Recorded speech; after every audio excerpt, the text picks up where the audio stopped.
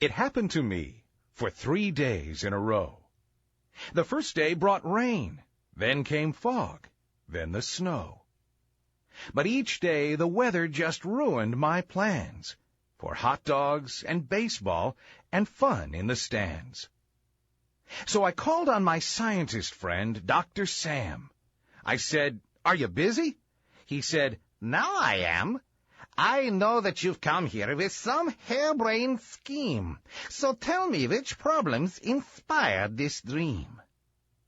I said, "Doc, now listen, you must understand. Wet weather is messing up all of my plans. There must be an answer to clouds in the sky that pour on my head and drip in my eye." The doc scribbled something on his drawing board, pulled parts from his Chevy, took parts from his Ford, some wire, a hose, an old motor, and tape, and he moved things around till it finally took shape. "There," said the doc, with his hands on his hips. But I was scratching my head and licking my lips. I said, "I don't get it. What's this going to do?" He said, "Help me move it. You'll see in a few." Moved it out to the yard, and it looked rather odd. And then he unfolded the telescope rod. 'Twas about 10 short inches, then more like 10 feet, and soon it was longer than Mulberry Street. He lifted it up till it reached to the sky, then turned to the west, and what caught my eye but a tiny white cloud just afloat in the breeze. It was gliding as gently as ever you please. Well, the doc held it still till the moment he knew that the edge of the cloud in the sky of blue was touching the end of the telescope rod. Then he turned his head slowly and gave me a nod. Well, I don't know too much about science and such, but I knew what to do when he gave me that cue. So I bent down and leaned over, touching the switch. I paused for a second, and my finger twitched. Then I flipped that old switch toward that little word "on," and my work being done, took a seat on the lawn. Then I heard a low rumble. It became a loud roar, like my cousin Jimmy at night when he snores. Then another noise slowly began to come forth, like a giant sucking sound from the south to the north. So I looked to the sky, and I squinted my eye, 'cause I couldn't believe that I saw what I'd seen. That little white cloud, this is really quite odd, was vanishing into the telescope rod. Little by little, the cloud disappeared, and in a few seconds, the blue sky was clear. I looked at the doc. He looked back at me. I opened my mouth, but I just said, "Well, gee." Now, Doc was a true man of science, you see, sought knowledge, not fortune. So he said to me, "We found a solution, my eager young friend. It's yours now. Enjoy it. I'll give it, not lend." So I started thinking and started to plan. A contraption like this could make me a rich man.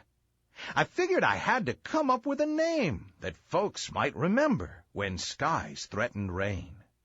I wondered and pondered, I simmered and stewed, my thoughts changing faster than chews of my food. I thought of it this way, I laughed at it that, I mulled each one over, gave each its at-bat. Like Suction Unlimited Cloud-Moving Pros, just call us whenever you fear rain or snow. Or Vacupuff Cloud Cleaning, there's quite a name, but I couldn't imagine it bringing me fame. They all were so boring, they put me to sleep. But there, I discovered the one I would keep. The Fantabulous Cumulo Nimbuli Pump.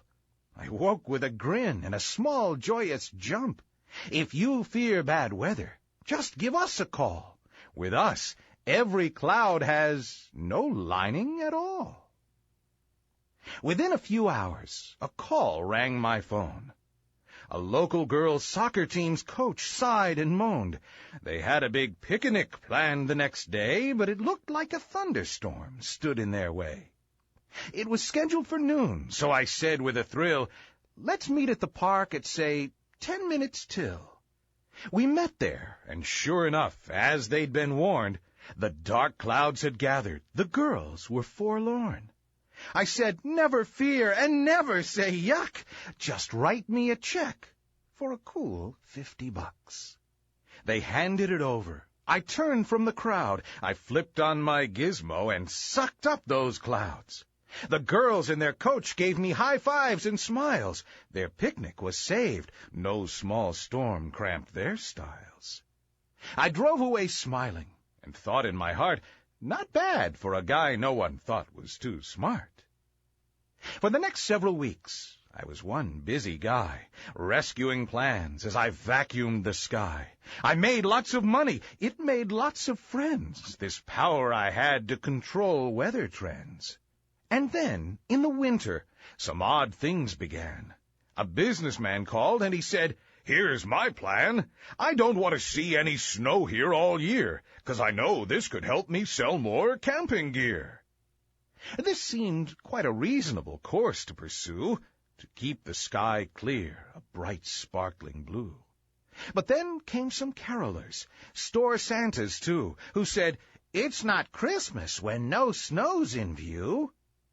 Then farmers came calling and offering me dough to let the clouds rain and let their crops grow. Umbrellas and wiper blades, raincoats and boots. The folks selling those things then offered me loot. Well, they all said they'd pay me to do work or not, but I had to decide which ones I'd give a shot. That's not such a bad proposition, you see, if I could collect for just letting things be. Well, soon I was rich, without lifting a hand, just watching the rain and the snow wet the land.